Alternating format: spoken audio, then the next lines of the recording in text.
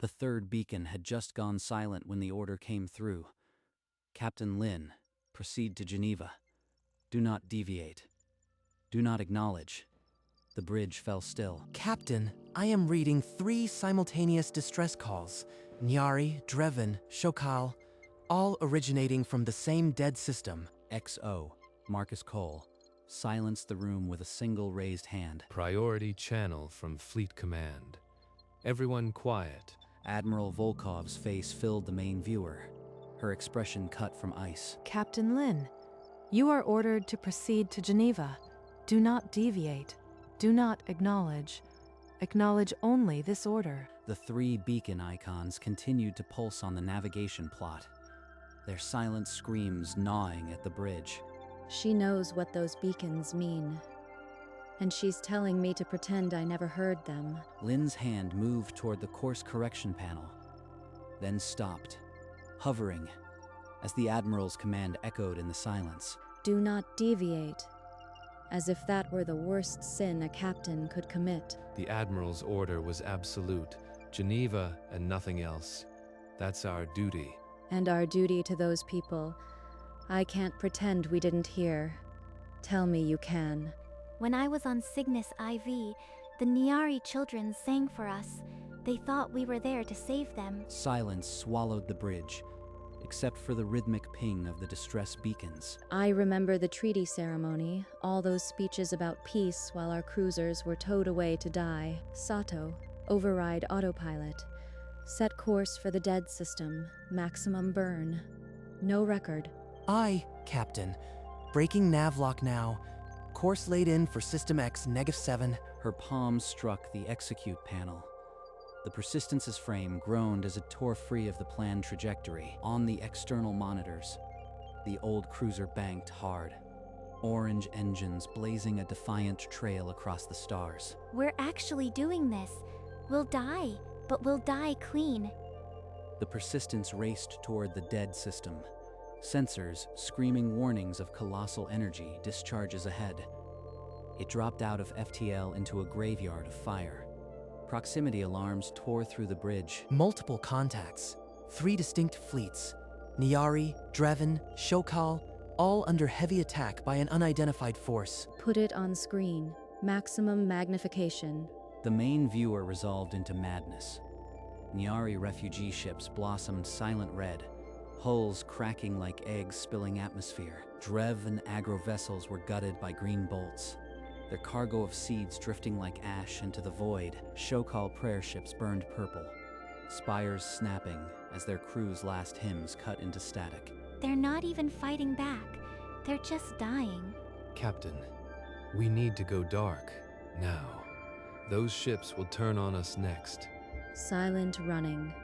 We'll be a ghost. But we have to see who's doing this before we can stop them. The Persistence's passive sensors strained against the interference, resolving the smeared silhouettes of the attackers. Captain, those energy signatures. Their council. Standard heavy warship profile, but no friend or foe beacon. Council. That makes no sense. Show me the hull markings. The main viewer flickered, revealing 8 matte black warships. Their lines unmistakably Council, but every insignia plate had been pried off or painted over. Black Ops. The Council has a secret fleet. They're executing civilians under a blackout. A burst of static parted, and a single voice cut through. A reedy, trembling Nyari elder. Please.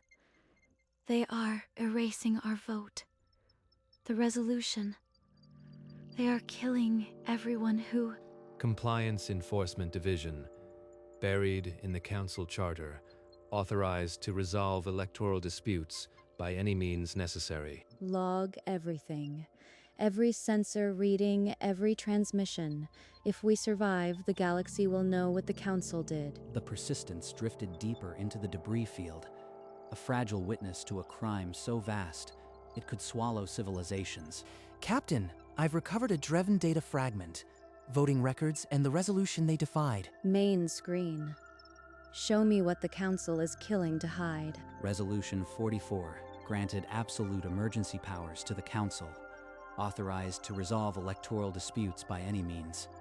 The tally, 147 in favor, 3 opposed. Nyari, Dreven, Shokal, the only species who voted to stop it. The Council is erasing dissent. It's not a battle, it's a purge. And Earth is part of the same council. Captain, the jamming is military grade. We can't even send a text. They've sealed the box tight. Lynn broke the seal on Admiral Volkov's final contingency order. The one she'd been dreading. Captain Lynn, you will not interfere. Earth cannot risk war. Preserve the ship and its reputation. That is your only mission. She let the tablet fall, the words echoing in the silent bridge. Reputation. They want us to survive with a reputation. I'd rather survive with a soul. Lynn led them to the briefing room. The door sealed with a final hiss, cutting off the distant alarms. We are 1 obsolete cruiser against 8 warships.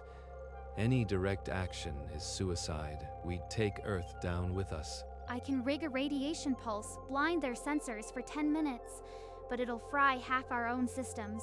The Nyari greeted us with songs during Operation Shelter. They think we came to save them again. Lynn remained silent, her gaze fixed on the ship's crest etched into the table.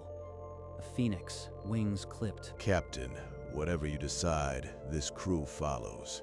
We didn't sign up for a scrap run. The Admiral's order says, preserve the ship. She didn't say preserve the silence. We're not going to fight them. And we're not running. There's a third option. I don't see it. If we even try to get close enough to beam data, they'll atomize us. They're afraid of being seen. We'll make sure the whole galaxy watches. The debate ended as quickly as it began. Back on the bridge, Sato's console screamed a priority decrypt. Captain, I've cracked a council command. Cleanse all evidence of electoral irregularity. No witnesses. The screen flashed the council insignia before it corrupted, a ghost of the authority behind the slaughter. A blip on the tactical display silenced them. A patrol had peeled off the fleet and was vectoring straight toward the Persistence. Captain, we've been painted. Sensors estimate 20 minutes before they're in weapons range. We can still punch FTL, run now, survive, and maybe find another way later. There is no later for those people. They have minutes, Marcus. We stay. But the jamming. Military channels are dead. Only civilian networks are still open, and our transmitter can't reach them without a boost. Civilian channels. They never expected the truth to be shouted from rooftops. We just need a loud enough voice. Vasquez, how much power can you bleed to the transmitter without killing us? Sato, assemble the data file. We're going live. A broadcast. Turn their secrecy against them. That's brilliant, Lynn. And utterly suicidal. In engineering, Vasquez tore open power conduits, bleeding every erg from the dying reactor into the comm array. I can give you 5 minutes of broadcast. After that, we lose shields. Then the starboard drive. 5 minutes is more than enough to show the galaxy what the Council really is. Sato compiled the data package. Sensor logs, cracked orders, the damning vote tally. His hands steady despite the sweat. Ready, Captain. Every atrocity they tried to hide. It's all in here. The Council patrol's hail sliced through the speakers. Cold, automated, absolute. Unidentified vessel. You are in violation of Council quarantine. Power down and await boarding. Ignore them. This ship was already dead the moment they signed the treaty. Let's make it count. The Persistence shuddered as every spare watt surged into the transmitter.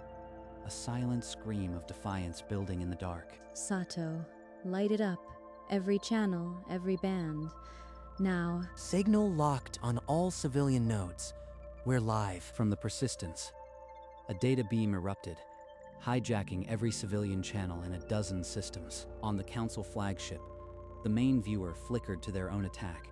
The commander froze. Shut it down. Jam that signal. I don't care if you burn out every relay. The patrol broke off its attack run, desperately trying to jam the unstoppable signal. On a distant station, a Dreven merchant stopped mid-bargain, eyes widening as the truth unfolded. On the Persistence, the crew watched in grim silence, the weight of what they'd done settling in. Now they have to choose. Finish the slaughter and be damned, or run. Either way, we've won. The Persistence hung in the void, a beacon of truth daring the Council to make the next move. The Council commander made his choice.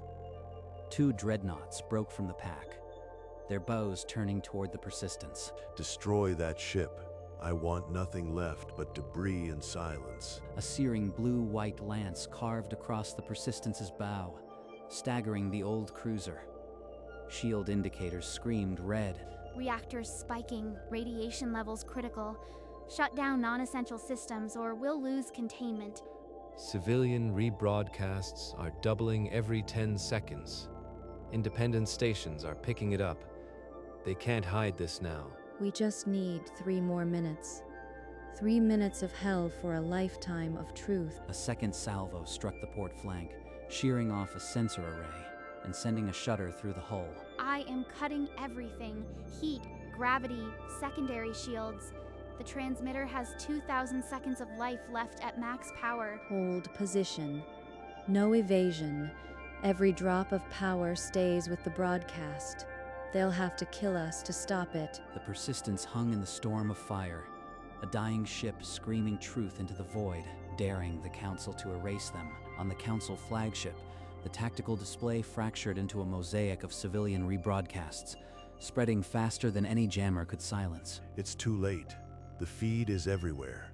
If we destroy that cruiser now, we make martyrs. The dreadnoughts hesitated, their weapons still locked, but waiting for the order that would not come. All ships disengage. Withdraw to the rendezvous, now. On the Persistence, Cole stared at his console, the incoming fire stopping mid-salvo. They're standing down. The whole fleet is turning away. Keep broadcasting, Sato. I want every second of this retreat cataloged. The 6 ships tormenting the alien fleets set their bows toward the dark, their weapons going cold. A fractured transmission crackled through the Persistence's speakers, a Niari voice, tearful and staticked. "Thank you." The Persistence drifted among the wreckage, its battered hull steaming, but the guns had fallen silent for the first time. Captain, we've got breaches in 3 sections. Atmosphere bleeding fast. I've patched what I can, but we need a dock soon. Then we limp to Geneva. If we arrive on schedule, as far as the galaxy is concerned, we were never here. And the truth, we just bury it? After everything we saw? We bury it because if Earth is blamed for exposing the Council, we'll face a war we can't win. The truth lives, Marcus, just not with our fingerprints on it. Sato's fingers flew across the console, erasing the nav logs, rewriting the nav logs, rewriting the Persistence's timeline as a flawless shakedown cruise. So, we just pretend. I've got scars on my hands from saving the ship, and you want me to act like it was all a drill? You act like the alternative is worse. We saved them. That has to be enough. Remember that? The Persistence realigned its course, the battered hull groaning as it limped toward the breakers. It was never meant to see. And the aliens, should we leave them a beacon? Something to let them know we didn't just abandon them? Number. Any trace could damn Earth. They'll know. The galaxy already knows. Now we vanish. The ESS Persistence dropped out of FTL precisely on schedule, the great orbital breaker yards of Geneva looming ahead like a steel maw. Your logs are noted, Captain. Dismiss your crew for decommissioning. Docking clamps seized the Persistence, with a shudder that echoed through every deck. She remained on the bridge long after the last crewman had gone, her fingers tracing the armrest of her command chair. Outside, the first plasma cutter ignited, its white-hot arc biting into the Persistence's weathered flank. From the observation deck, Captain Lin watched as the ship that had carried her through hell was methodically dismantled. Not a single second of regret. The chronometers all aligned with the official log. A flawless shakedown cruise, no anomalies. Her crew stood scattered around her, some with fresh tears, others with clenched jaws. The first section of hull sheared away and drifted into the waiting graveyard, the Persistence's name still legible for a moment before the vacuum took it. Later, alone in a corridor, Lynn's personal data pad lit up with an untraceable signal, a single audio file. Captain, we will not forget. We will build what you have lost. Build what we lost. She can't mean. No. It's just gratitude. Let it go. An hour later, she stood at attention in a cold, windowless office. Admiral Volkov's face was carved from stone. Your mission was a scrapping run. That is all. If anyone asks, you remember nothing else. Dismissed, Captain. Understood, Admiral. In her quarters, Lynn folded her dress uniform for the last time, the captain's bars glinting under the dim light, her hand closed around a small brass plaque from the Persistence's mess hall, its engraving worn. Persistence's victory. That was the last of her line, but not the last of what she stood for. She placed the plaque in the box atop her uniform and sealed it. Then, without a backward glance, she walked away. 3 months later, Lynn halted mid-stride on a crowded street, her eyes catching a news bulletin flickering on the public display. Earth to open 3 advanced shipyards. Sources say alien investment. Anonymous. Fluid Nayari arcs, rugged Dreven plating, luminous Shokal spires. They actually did it. They built it. 3 new lines. At the new installation, a Niari engineer and a human welder worked side by side, their torch illuminating a cruiser frame. 3 orbital frames hung in space, each cradling a hull of a different race's design. One sleek and organic, one blocky and functional. One ethereal with glowing spires, each bearing an Earth insignia. The Persistence was the last of her line. Now Earth has 3. From orbit, the 3 shipyard complexes glowed with construction lights, a necklace of industry around the planet. Lynn watched the news feed a moment longer, then continued on her way, a quiet smile touching her lips. 3 weeks later, a private message from Admiral Volkov flashed on Lynn's terminal. Cafe Mariner, noon, civilian dress. She found Volkov already seated at a corner table, 2 cups of coffee steaming between them. The Council's investigation into the cleansing fleet has been dropped. Lack of evidence, officially. But the 3 species now have protectorate status. Some battles are won without a shot being fired. The Council doesn't know it, but we owe you a fleet. She slid a small black box across the polished wood. Lynn didn't need to open it to know what it was. These captain's bars are for whenever you are ready. The vindication, the resolve, the fortitude, they need captains who know the cost. Lynn lifted the lid. The bars gleamed uncirculated, blank of a ship's name, a future waiting to be written. Not yet, but keep a ship warm for me. Volkov nodded, a rare, almost imperceptible crack in that stone mask. Lynn rose and walked out into the sunlight. The box stayed heavy in her pocket, not as a weight, but as an anchor to a future she'd earned. 4 months after the scrapping, the ESS Vindication shimmered in its dry dock cradle, a ghost of a ship waiting to be born. A ceremonial bottle shattered against its hull, and the crowd of civilians and officers erupted in cheers. Among them, Captain Patricia Lynn stood in civilian clothes, unnoticed, her gaze fixed on the ship. Same hull curve, but sleeker. Same heart, new body. The ship's motto was stenciled in fresh paint near its bow. Persistence is victory. They never scrapped the Persistence.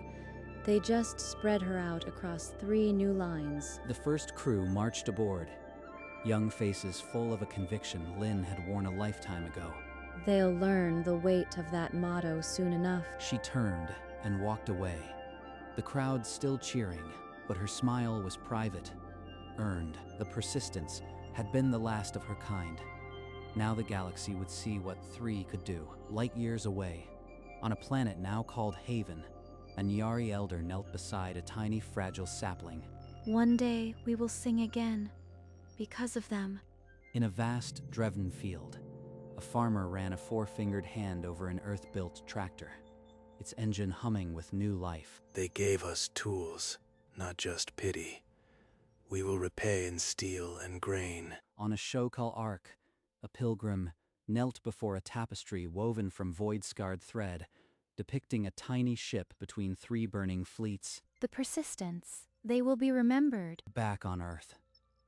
The three shipyards now bore subtle emblems: a Niari blossom, a Drevening deer, a Shokal spire. Each was a quiet signature. No names, only symbols of those who had been saved. No treaties were signed, no speeches given. Only gratitude, forged in steel. And when the Vindication's engines finally fired, they burned with the colors of all three. The memorial was simple: a dark granite stone etched with a name and a motto, standing alone at the edge of the old breaker yard. Captain Lin knelt and placed a small box in a niche carved at the base.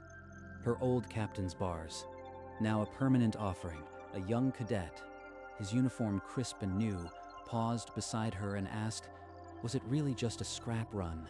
It was a ship that did its duty to the very end, whichever way the logs read. She rose, touched the stone one last time, and walked away, leaving the cadet staring after her. Behind her, the empty slot in the graveyard of ships remained, the space where the Persistence would have rusted, but never did. In the distance, beyond the yard, the ESS Vindication lifted skyward on a column of flame, red, green, purple sparking in its wake.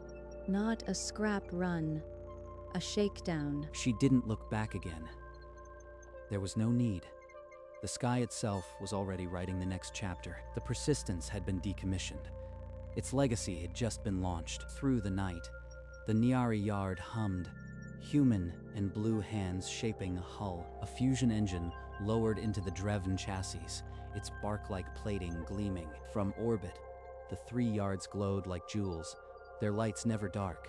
On the roster, ESS Persistence. Struck. Below, 3 new names in fresh ink. A Dreven worker and a human engineer shared a silent nod before returning to work. The Vindication's bridge was empty, but the wall slogan spoke for the ship. At the memorial, a candle burned undisturbed by the distant rumble of engines. Then the 3 ships broke orbit, their colored exhaust painting a new constellation. Dawn found the shipyard still building, the skies striped with contrails of gratitude. The Persistence had been scrapped, but it had never been defeated. In a neutral diplomatic chamber, an Earth official and a Dreven ambassador concluded a routine trade pact. The Dreven leaned across the table, his 4-fingered hand resting on the signed document. He said quietly, "Some debts are paid in steel." The Earth official frowned, but the alien had already risen and departed, leaving only silence. Cut to the Niari shipyard, where a new cruiser's skeletal frame was taking shape under arc lights. A welder paused, pulling a small metal plaque from his toolkit. The engraving read, "For the Persistence." He pressed it against a structural rib and welded it in place, his torch hiding the lettering in molten light. A panel sealed over it, invisible to anyone who didn't know where to look. The camera pulled back, the ship's skeleton now complete, the plaque forever hidden within its heart. Some debts, the diplomat had said, are paid in steel, and this one in silence. The Persistence was the last of her line. Now Earth has 3. From the Niari-influenced yard, the Vindication rose first, its gleaming hull traced with calming red. Next, the Resolve emerged from the Dreven facility, its rugged bark-like plating accented in green. Finally, the Fortitude, a Shokal spire of luminous purple, lifted silently into the void. 3 warships, 3 colors, 1 debt paid in steel. The Persistence had been dismantled, its name struck from every official roster. But deep within each new frame, a technician had welded a small brass plaque. No one would ever see the words "For the Persistence" hidden behind the panels. Yet every time the engines fired, their exhaust flickered with red, green, and purple. The galaxy watched the new constellation, and it did not dare to test it.